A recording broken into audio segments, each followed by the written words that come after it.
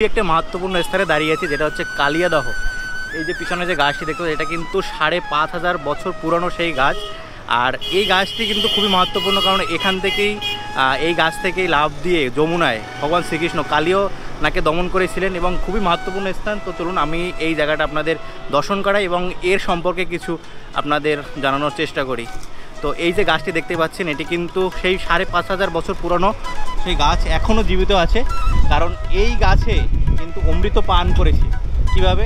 যখন গরুদেব মানে যে অমৃত সে নিয়ে যখন স্বর্গে যাচ্ছিলেন, তখন এই স্থানে কিন্তু একটু মানে এই গাছেই কিন্তু দাঁড়িয়েছিলেন। তো এই গাছে দাঁড়ানোর পরে সেই অমৃতর কলস থেকে কিন্তু এই জায়গায় ১ ফোঁটা ২ ফোঁটা করে অমৃত পড়ে এবং এখানেই কিন্তু সেই জন্য কিন্তু সেই এই গাছটি অমৃত লাভ করেন। রাধে রাধে বন্ধুরা, তো এখন আমরা শ্রবণ করব এই যে কালীয় নাগটি, সেই কালীয় নাগ কীভাবে জন্মগ্রহণ করেছিলেন বা তার উৎপত্তি কিভাবে হয়েছিলেন।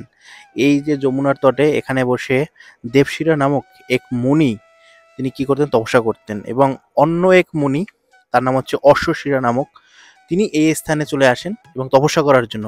তো প্রথমের যে মুনি দেবশিরা, উনি বারণ করে যা তুমি এই স্থানে বসে কি তপস্যা করতে পারবে না।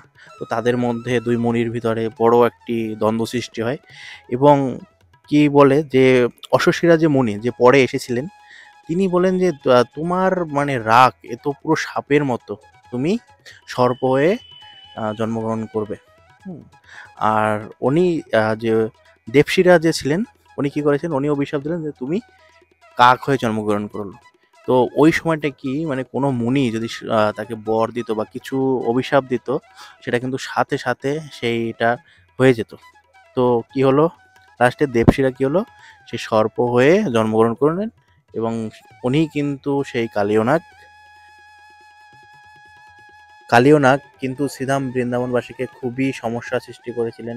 সবাইকে কষ্ট দিতেন। কেউ যদি জল খেতে তাদেরকে বিষ দিয়ে মেরে ফেলতেন, বা কোনো গাভী যদি আসতেন তাদেরকে কি করতো, বিষ দিয়ে মেরে ফেলতো, খেয়ে নিত।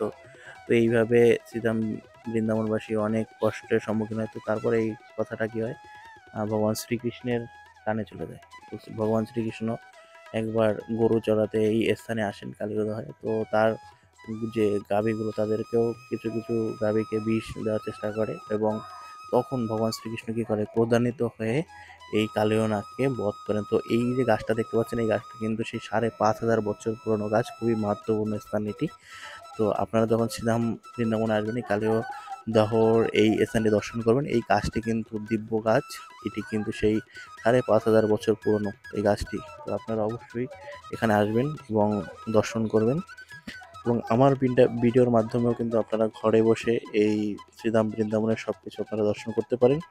তো আশা করি সবার এই ভিডিওটি ভালো লাগছে। তো আগে আরও যে ভিডিওগুলো আছে সেগুলো আপনারা দর্শন করুন, আশা করি ভালো লাগবে। রাধে রাধে।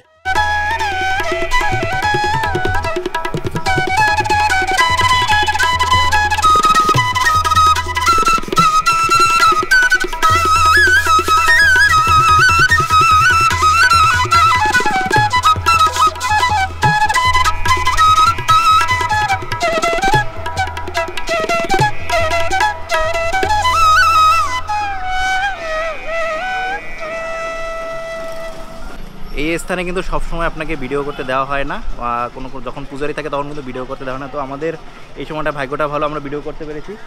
আর আশা করি এই স্থানটি আপনাদের খুবই ভালো লাগছে, কারণ এটি খুবই महत्वपूर्ण একটি স্থান।